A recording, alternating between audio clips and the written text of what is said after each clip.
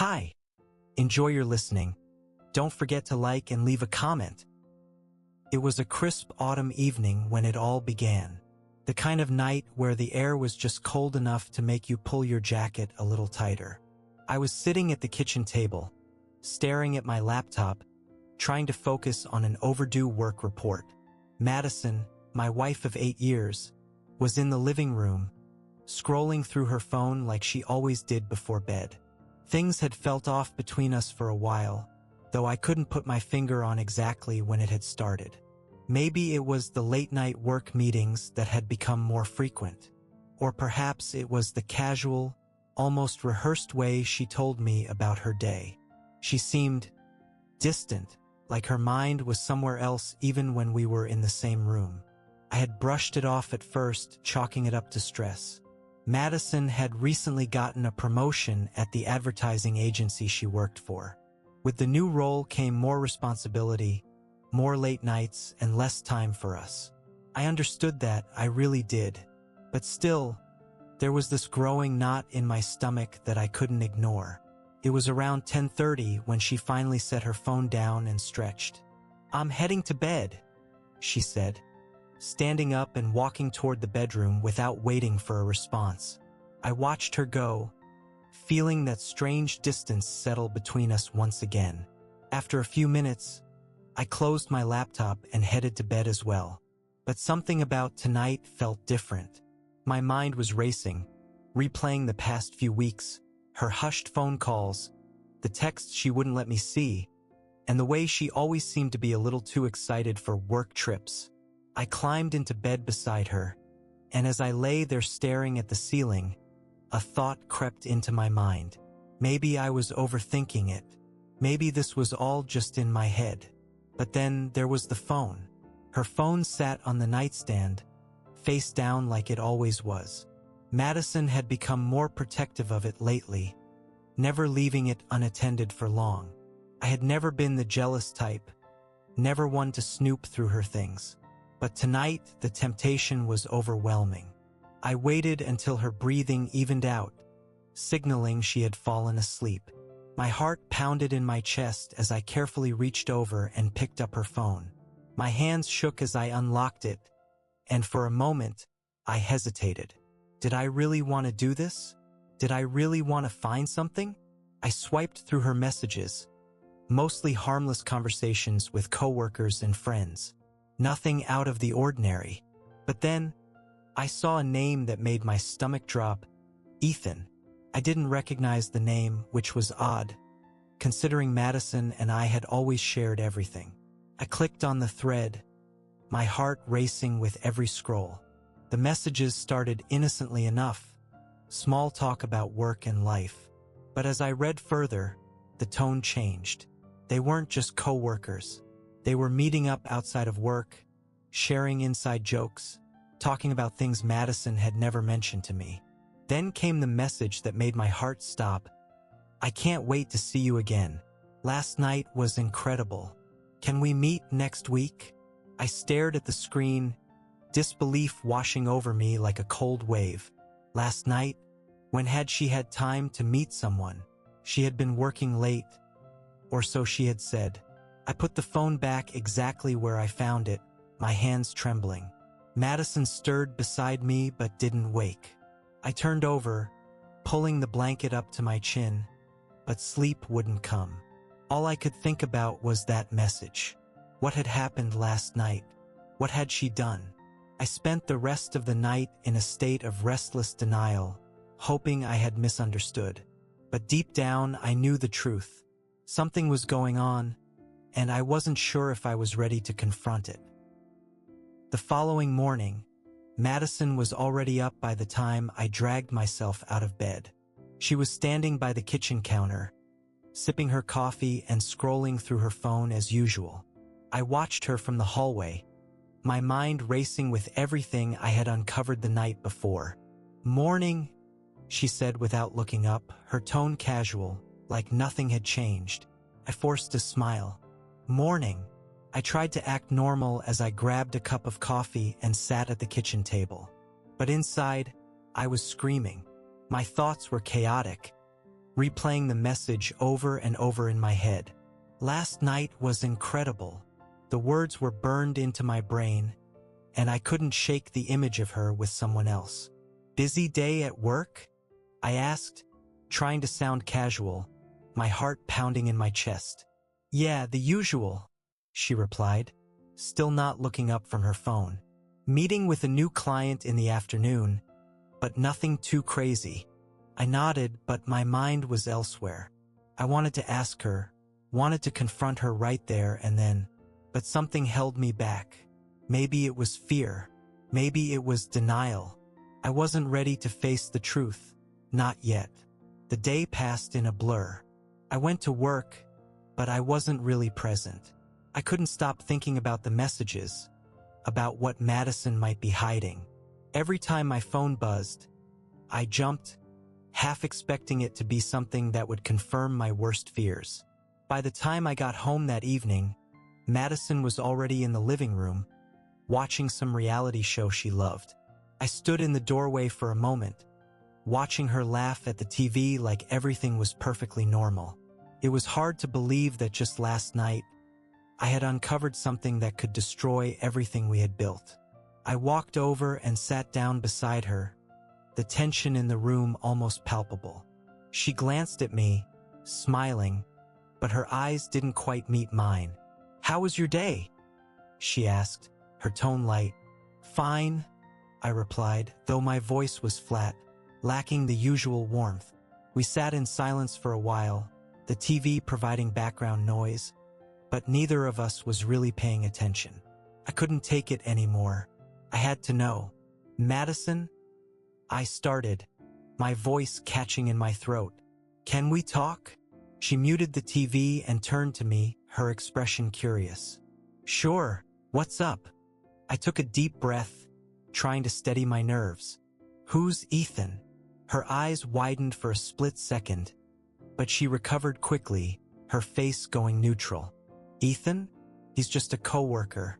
"Why?"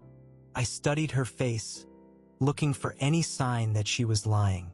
"I saw some messages on your phone last night. He mentioned something about meeting up." Madison blinked, clearly caught off guard, but she kept her composure. "Oh, that. Yeah, we had a quick meeting after work yesterday to go over some campaign details.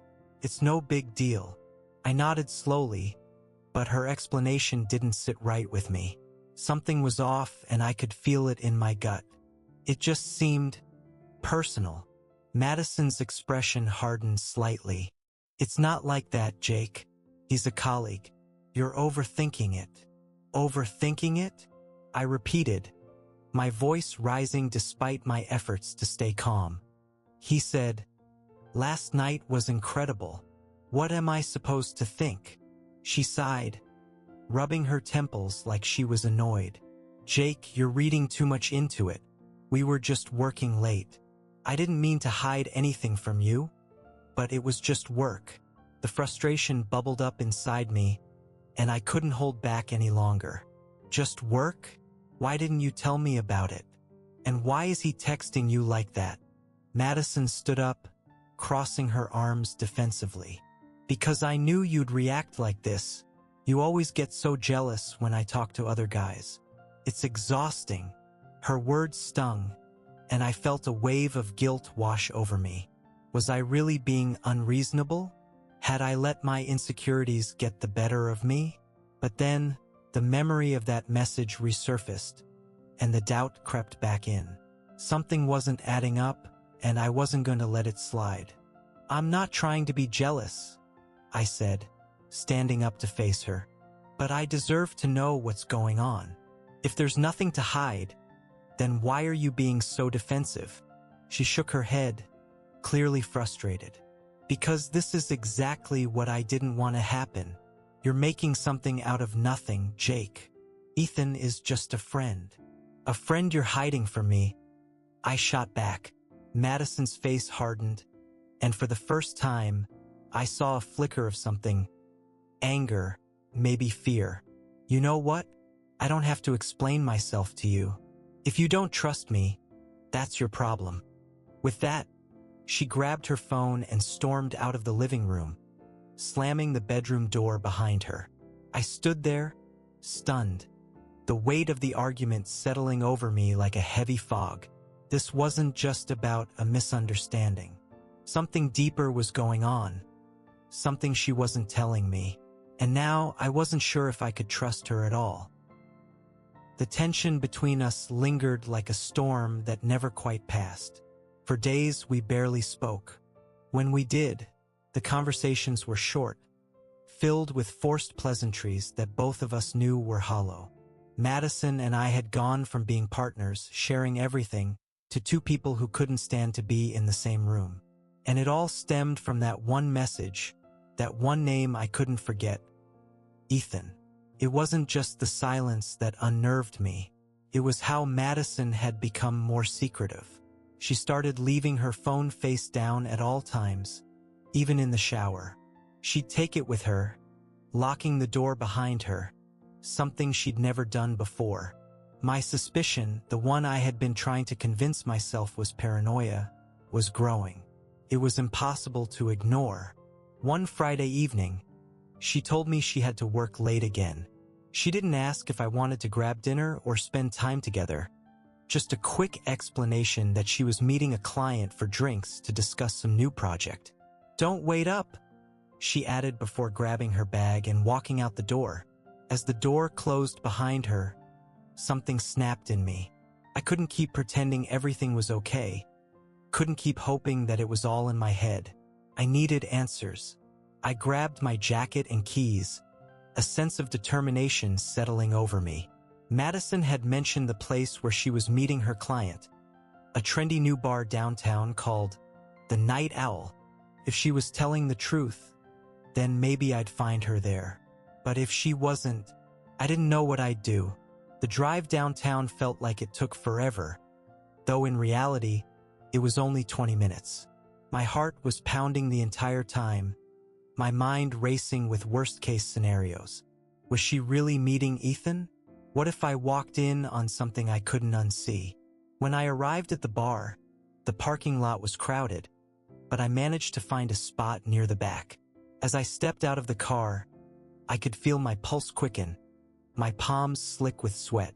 I wasn't sure if I was ready for what I might find, but I couldn't turn back now. I walked into the bar, scanning the dimly lit room for any sign of Madison. At first, I didn't see her, and a part of me almost hoped she wasn't there. Maybe she really was meeting a client. Maybe this was all just a misunderstanding. But then I saw her, sitting in a corner booth near the back, her head tilted towards someone else. A man. His back was to me, but I could tell by the way they were sitting close, too close, that this wasn't just a business meeting. My stomach turned as I moved closer, staying out of sight behind a pillar. I could see her face now, and she was smiling, laughing, even not the strained smile she had been giving me for weeks, but the kind of smile she used to give me when we first started dating. The kind of smile that was genuine, full of warmth. It made me sick to my core. The man leaned in, whispering something in her ear, and she placed her hand on his arm, her fingers lingering just a moment too long. My blood ran cold. There was no mistaking it now. This wasn't a work meeting. This wasn't innocent. I stood there for what felt like an eternity, watching them, my mind racing.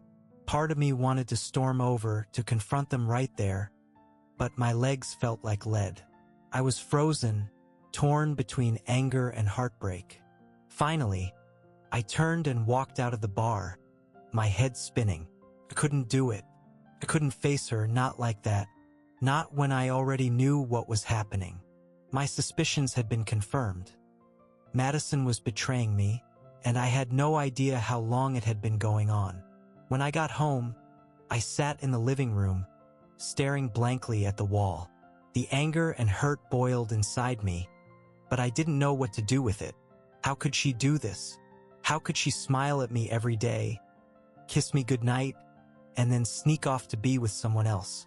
I barely noticed the time passing until I heard the front door creak open. Madison walked in, her heels clicking softly against the hardwood floor. I glanced at the clock. It was nearly midnight. "Hey," she said, her voice calm as if nothing had happened. "The meeting went a little long. Sorry I'm late." I didn't respond right away, my eyes fixed on her. She looked so put together, so confident. How could she lie to me so easily? "How was the meeting?" I asked, my voice tight, barely concealing the rage bubbling beneath the surface. She shrugged, hanging her coat by the door. "It was good. We made some progress on the new campaign." I nodded, my mind screaming at me to confront her, to tell her what I had seen. But I didn't. Not yet. Instead, I let her walk past me, heading to the bedroom as if everything was fine. Once she was out of sight, I pulled out my phone and stared at the number I had saved earlier that day. I had hired a private investigator. A desperate move, I knew, but I needed proof. I couldn't go on without knowing the full extent of her betrayal. I sent a quick message, asking if there was any update. A few minutes later, my phone buzzed with a reply. "Got what you were looking for. We'll send over everything tomorrow." My heart sank. Tomorrow I would have the proof I needed. Tomorrow everything would change. The next morning, the weight of anticipation hung over me like a dark cloud. Madison was already out of the house, heading off to work as if nothing had happened. She had kissed me on the cheek before she left, and I could still feel the coldness of her lips lingering there, a reminder of the distance between us. I waited for the investigator's report with a mixture of dread and relief. I had seen enough to know something was going on, but I needed undeniable proof. Proof that Madison had crossed a line we couldn't come back from. Around noon, my phone buzzed. It was a message from the investigator. "Sending over the files now. Check your email." My heart raced as I opened my laptop, logging into my email with shaking hands. There it was, a neatly packaged folder labeled Madison. For a moment, I hesitated. Part of me wanted to just close the laptop and pretend none of this was happening, to go back to the way things used to be, when I trusted her completely. But that part of me was gone now. I clicked the folder and opened the first file, a series of photos taken over the past few weeks. Each one was like a dagger to the heart. There was Madison meeting with Ethan at various locations, cafes, parks, and, just like last night, that same bar. They weren't just talking either. They were touching. His hand on her back, her fingers grazing his arm. In one photo, they were standing outside a restaurant, laughing, and then, without hesitation, she kissed him. My stomach twisted as I stared at the image, unable to look away. This was it. The undeniable proof that she was having an affair. All the times she had looked me in the eye and lied, all the excuses about late-night meetings and work stress, it was all a cover for this. There were more photos, and with each one, the betrayal cut deeper. I felt a wave of nausea rise in my throat, but I forced myself to keep going. I needed to see the full extent of her deceit. The next file was a transcript of messages between Madison and Ethan. The investigator had somehow managed to get a hold of their conversation logs, and reading through them was like reading a script of everything that had been happening behind my back. "I miss you," Ethan had written just a few days ago. "I miss you too," Madison had replied. "Can't wait to see you again." They talked about their time together, planning their next meetup, and even joked about keeping their secret from me. Madison had told him I was too busy with work to notice, that I was wrapped up in my own world, completely unaware of what was going on. The casual cruelty of it stung more than I could have imagined. I sat back in my chair, feeling the weight of the betrayal settle over me. It was all real, every suspicion, every doubt. Madison had been lying to me for weeks, maybe even months, and now there was no turning back. I stared at the photos again, my mind racing. What was I supposed to do now? Confront her? Throw her out of the house? I had no idea how to even begin processing this. I thought about all the memories we had shared, all the years we had spent building a life together, and now it all seemed like a cruel joke. But one thing was clear, I couldn't let this go. Later that evening, Madison came home, the same routine playing out as if everything was normal. She greeted me with a smile, but I could see it now, the lies behind her eyes, the calculated way she moved, like she was keeping me at arm's length. "How was your day?" she asked, hanging her coat by the door. I didn't answer right away, just stared at her, wondering how she could pretend everything was fine. She sat down on the couch, scrolling through her phone like she always did. I watched her for a moment, my anger bubbling beneath the surface, ready to boil over. Finally, I spoke, my voice steady but cold. "We need to talk." Madison looked up, a flicker of unease crossing her face. "Okay, what's going on?" I stood up and walked over to her, my heart pounding in my chest. "I know." Her eyes widened slightly, but she quickly tried to recover. "Know what?" "I know about Ethan. I know you've been seeing him behind my back." For a moment, she just stared at me, as if trying to process what I had just said. Then, she shook her head, her voice barely above a whisper. "Jake, it's not what you think." I cut her off, my anger finally boiling over. "It's exactly what I think. I saw the messages, Madison. I saw the photos. How long have you been lying to me?" Her face paled, and she stood up, her hands shaking. "It wasn't supposed to be like this. It just happened. I didn't mean for it to go this far." I felt like I had been punched in the gut. "Go this far? You've been sneaking around behind my back for weeks, maybe months, and you expect me to believe it just happened?" Tears welled up in her eyes, but I wasn't buying it. "Not this time. I didn't want to hurt you," she whispered, her voice trembling.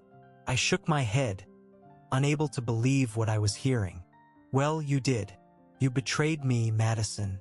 Everything we've built, everything we've been through, it's all been a lie." She took a step toward me, but I backed away, the distance between us growing wider by the second. "Jake, please, I can explain." I held up my hand, stopping her. "I don't want to hear it. You made your choice." There was a long silence between us, the weight of everything unsaid hanging in the air. Madison stood there, tears streaming down her face, but I couldn't find it in myself to feel sorry for her. She had destroyed our marriage, and now there was no going back. "I think you should leave," I finally said, my voice barely a whisper. Madison looked at me, her eyes filled with regret, but she didn't argue. She grabbed her coat and her purse, and without another word, she walked out the door, leaving behind the shattered pieces of what we once had. The door closed behind Madison, and the silence that followed was deafening. For a moment, I stood frozen in place, listening to the echo of her footsteps fading down the hallway. It felt surreal, like the moment hadn't actually happened, like I would wake up and realize it had all been a nightmare. But it wasn't a nightmare. It was real, and the reality of it sank in like a lead weight in my chest. She was gone. After 8 years of marriage, after everything we had been through together, it had all come crashing down in a matter of minutes.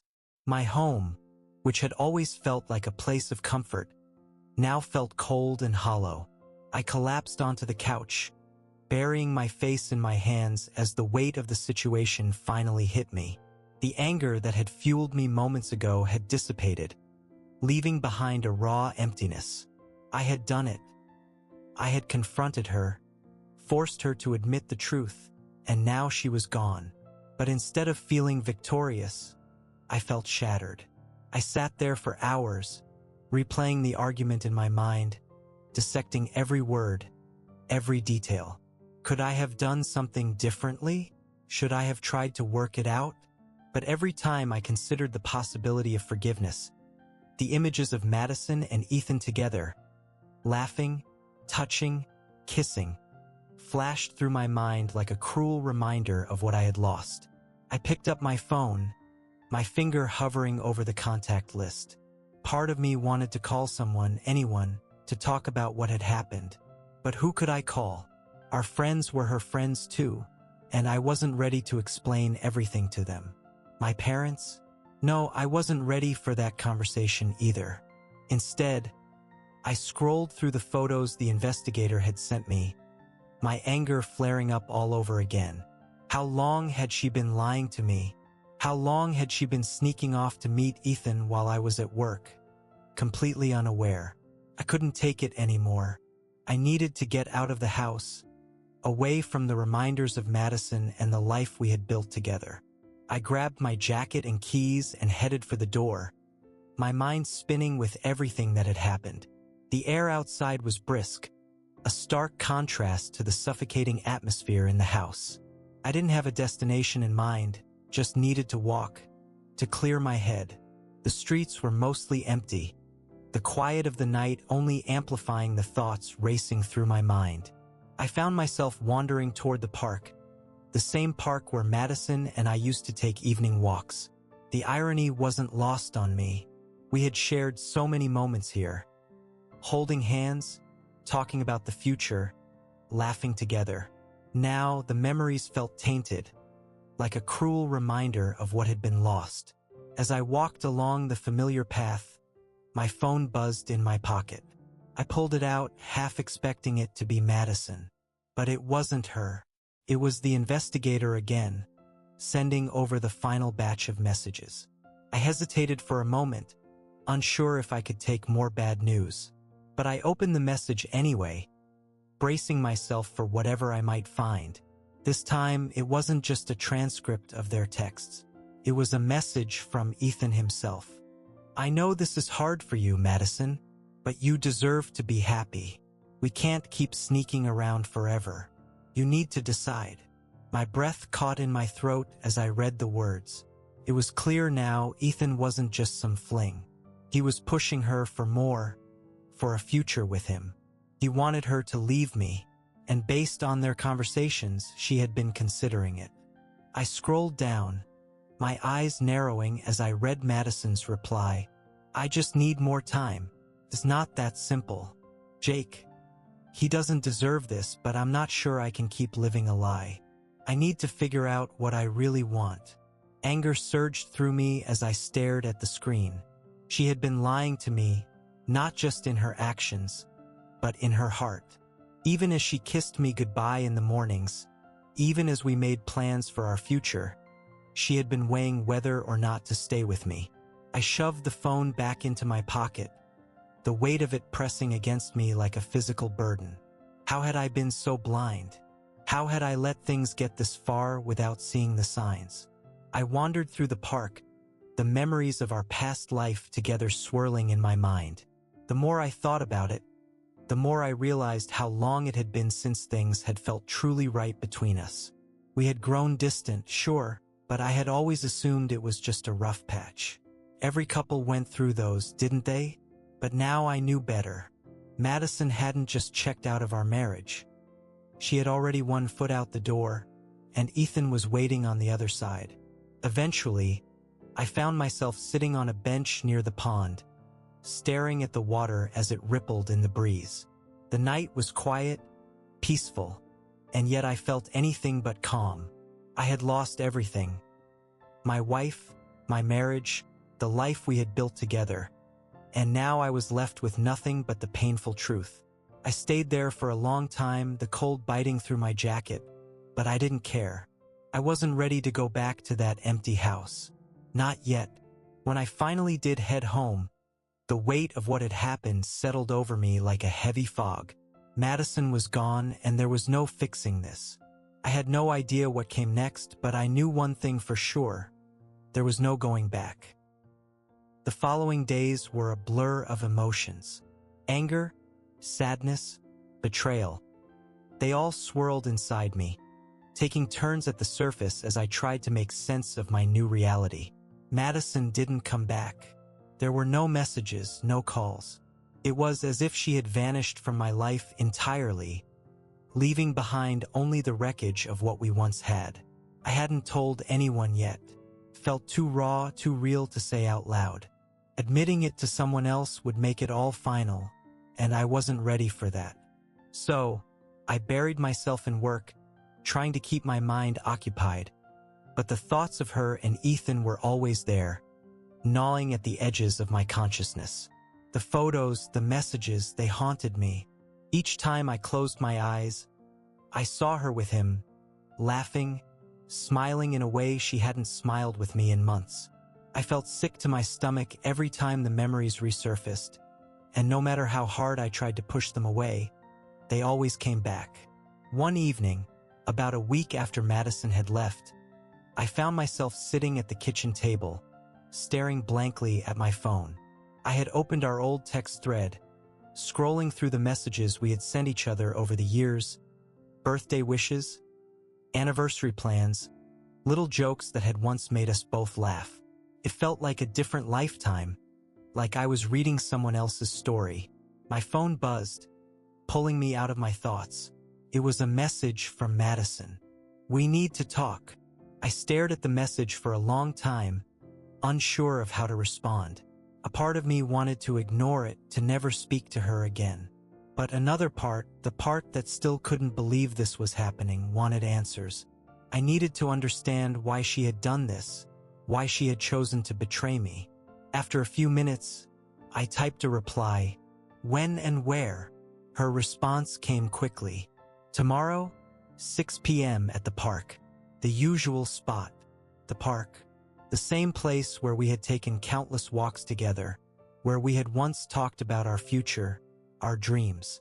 Felt cruel to meet there now, but I agreed anyway. I needed closure. I needed to face her, to hear from her own mouth why she had thrown everything away. The next day, I arrived at the park early. The sun was beginning to set, casting long shadows over the familiar paths. I stood by the pond, the same spot where we had sat together so many times before, waiting for her to arrive. My heart was pounding, a mixture of anger and sadness swirling inside me, but I kept my expression calm, determined not to show how much this was hurting me. A few minutes later, I saw her approaching. Madison looked different, tired, worn down, as if the past week had taken its toll on her too. She walked slowly, her hands shoved deep into her coat pockets, her eyes downcast. When she finally reached me, she stopped a few feet away, her gaze flickering up to meet mine. "Thanks for coming," she said softly, her voice barely above a whisper. I didn't respond right away, just watched her, waiting for her to say more. After a moment, she took a deep breath and began. "I know I've hurt you," she said, her voice trembling slightly. "I know what I did was unforgivable, but I wanted to explain. I need you to understand why."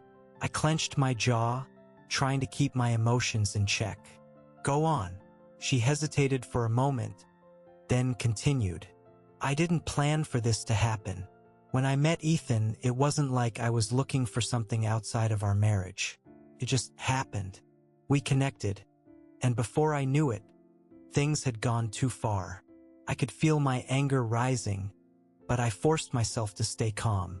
You could have stopped it," I said, my voice low. "You could have chosen not to betray me." "I know," she whispered, tears welling up in her eyes. "I should have, but I was lost, Jake. I felt disconnected from us for a long time. We weren't the same. I felt like we were just going through the motions." "So what?" I shot back, my voice harsher than I intended. "You decided to find someone else? Someone to fill that void?" Madison shook her head, wiping away a tear. "It wasn't like that. I wasn't trying to replace you. I didn't want to hurt you." "Well, congratulations," I said bitterly. "You did." She winced at my words, but I didn't care. The anger that had been building inside me for so long was finally spilling out. "I trusted you, Madison. I trusted you with everything. And you lied to me. You went behind my back with him, and you let me believe that everything was fine." "I'm sorry," she whispered, her voice cracking. "I never meant for it to get this far. I didn't know how to fix us, and I was scared. I shook my head, unable to comprehend her excuses. You could have talked to me. You could have told me how you were feeling, and we could have worked on it. But instead, you chose to cheat. She didn't respond right away, just stood there, tears streaming down her face. After a long silence, she finally spoke. I don't expect you to forgive me. I know I've ruined everything, but I want you to know that I never stopped caring about you. I laughed bitterly, the sound hollow in the quiet of the park. Caring about me? Is that what you call it? Madison didn't say anything, just wiped her tears and looked away, her shoulders slumping under the weight of everything she had done. For a moment, I stood there watching her, waiting for some part of me to feel sympathy. But all I felt was anger and betrayal. There was nothing left between us. No trust, no love. It was all gone, replaced by the harsh reality of what she had done. I think we're done here, I said finally, my voice cold. There's nothing left to talk about. Madison looked up at me, her eyes filled with regret, but she nodded. I'll get my things, she whispered. I turned and walked away, the weight of her betrayal pressing down on me with every step. There was no going back now. Our marriage was over, and there was no fixing what she had broken. As I left the park, the finality of it all settled over me. Madison had made her choice, and now I had to live with the consequences. But one thing was certain, I would never let myself be blindsided like this again.